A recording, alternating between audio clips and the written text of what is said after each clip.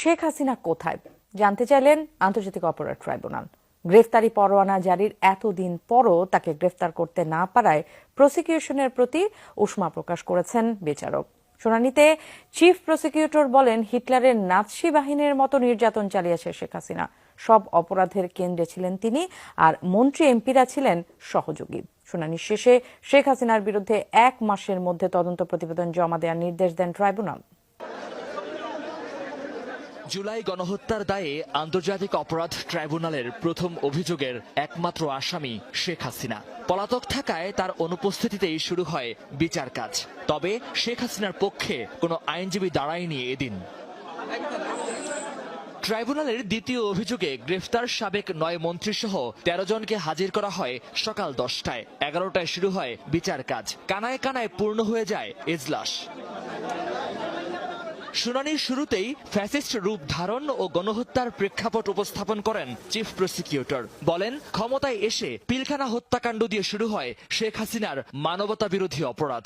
Blackout করে শাপলা চত্বরে হেফাজতের উপর গণহত্যা সহ আওয়ামী লীগের শাসনামলে সব মানবতা বিরোধী অপরাধের কেন্দ্রবিন্দু ছিলেন শেখ হাসিনা। আজকে প্রধান আসামি ছিলেন শেখ হাসিনা।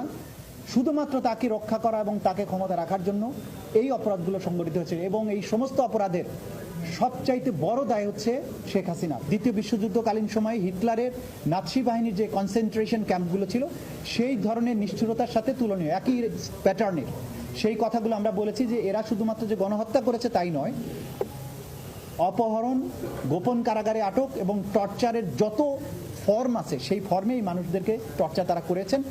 তদন্ত সংস্থার অগ্রগতি প্রতিবেদন উপস্থাপনে প্রসিকিউশন জানায়, জুলাই গণহত্যায় পটভূমি তৈরি হয়েছে শেখ হাসিনার শাসনামলের শুরু থেকেই। এই পটভূমিতে একটা রাষ্ট্র একের পর এক গণতান্ত্রিক প্রতিষ্ঠানগুলো ধ্বংস করেছে, নির্বাচন ব্যবস্থাকে ধ্বংস করেছে, শুধুমাত্র একজন ব্যক্তি বা তার পরিবারকে ক্ষমতায় রাখার উদ্দেশ্যে।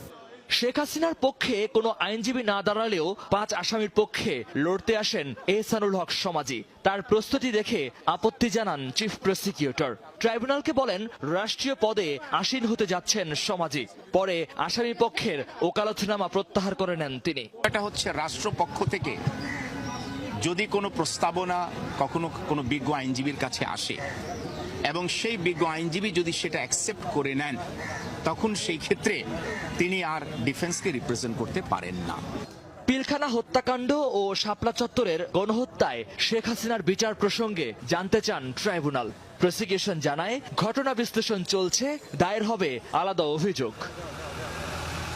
ভাগ্যের কি নির্মম পরিহাস, যে সরকার এই ট্রাইব্যুনাল গঠন করেছিল সেই সরকারের